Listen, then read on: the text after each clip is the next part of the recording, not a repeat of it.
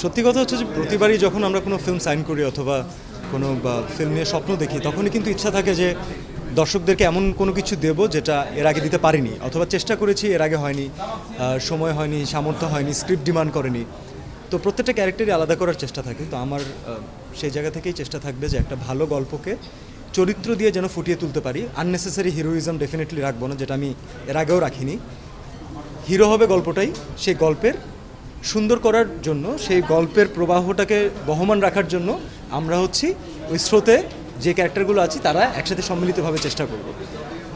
আর গল্পটা ভালো, গল্পটা সুন্দর। সবচাইতে বড় যে কারণটা আমি বলবো যে এই গল্পটা সিলেক্ট করার পিছনে, এখানে আর্টিস্ট সিলেকশন তো ডেফিনেটলি অনেক ভালো।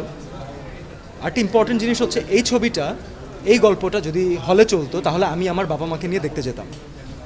তার মানে আমার বিশ্বাস যে আমার যারা দর্শক আছেন তারাও তাদের বাবা মা, পরিবার, সন্তান সবাইকে নিয়ে দেখতে যেতে পারবে। এবং এই মুহূর্তে আমার ইন্ডাস্ট্রিতে আমার বিশ্বাস এই ধরনের চলচ্চিত্র দরকার যা আমরা সপরিবারে দেখতে পারি। তাহলেই আমাদের মন্দাভাবটা কেটে যাবে, কারণ আমরা খুবই আশাবাদী যে মিডল ক্লাস ফ্যামিলি, মধ্যবিত্তরা, স্টুডেন্টরা তারা কিন্তু সিনেমা হলে আসা শুরু করেছেন। আমরা যদি তাদেরকে এখন হলে মানে নিয়মিত না করতে পারি, এটা আমাদের ব্যর্থতা। তো আমরা ভালো কন্টেন্ট নিয়ে কাজ করার চেষ্টা করছি, আপনারা সবসময় সাপোর্ট করেছেন, আশা করি আপনাদেরকে নিরাশ করবো না।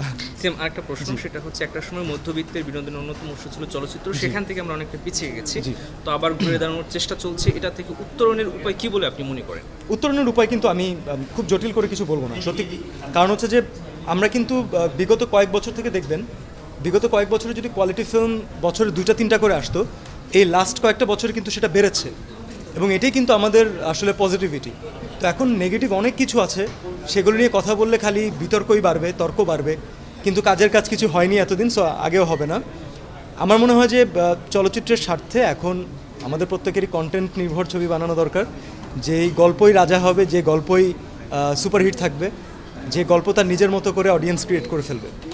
আর যখন আমরা খুব ভালো গল্প, ভালো মেকিং দিয়ে কাজ করতে পারবো, তখন দর্শক একটু গরমেও ছবি দেখবে, দর্শক একটু বেশি টাকা দিয়েও ছবি দেখবে, অনেক অসুবিধা থাকলেও ছবিটা দেখবে, কারণ সেই গল্পটা ভালো।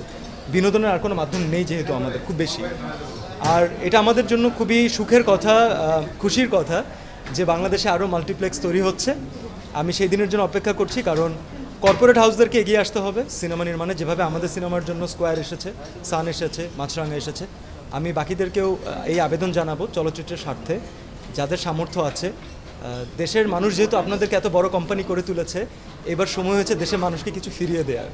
তো প্লিজ আপনারা আসুন, ভালো ছবি বানান। আর যেহেতু মাল্টিপ্লেক্স হওয়ার একটা ভালো উদ্যোগ হয়েছে, আমি মনে করি এখন যদি আমার 10 টাকার টিকিটও সেল হয়, সেই 10 টাকার হিসাবটাও আমার প্রযোজক ঠিকমতো পাবেন, যেহেতু মাল্টিপ্লেক্সের হিসাবটা থাকে তাহলে। তো আমি সব দিক থেকে আশার আলো দেখছি। আমার মনে হয় না দর্শকদের নিরাশ হওয়ার কিছু আছে। আমরা চেষ্টা করে যাচ্ছি, আপনারা জাস্ট আমাদের হাতটা ধরে রাখবেন, দেখা যাক আমরা একসাথে কত দূর যেতে পারি। Thank you so much.